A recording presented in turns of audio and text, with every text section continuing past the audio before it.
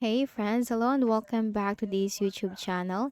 In today's another video tutorial, I'm going to share to you on how I can fix the 503 error code or HTTP error code 503 service unavailable. So for that, let's go quick into the process. This is just a very straightforward tutorial. So go ahead in the Windows search bar and type services. So we're going to check some services in our Windows. Now scroll down to the W section, as also these are arranged in alphabetical order. Now here we need to look for this service name WLAN autoconfig. Now what you can do, simply make a right click and then you have to select properties. Startup type, make sure that is automatic. If this is not yet running on your case, click on start. If this is already running, click on stop. Click on start to restart the service. Then you have to click on apply and click on OK. And also you'll find a W1 autoconfig. Make a right click, select properties.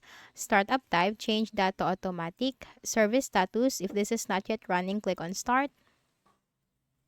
Then you have to click on apply and click on OK. And then close this Windows and just restart your Windows afterwards and open the browser again. Now for the next method, if it isn't working, go to the Windows search bar and type CMD.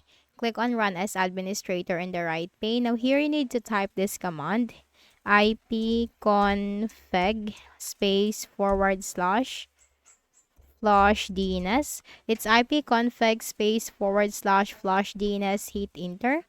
Next command, natsh space winsock space reset.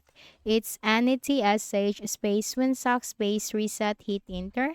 Now successfully reset the WinSec catalog, you must restart the computer in order to complete the reset. Type exit, hit enter, and then make a right click at the start button, shut down or sign out, and restart your Windows. So that's it.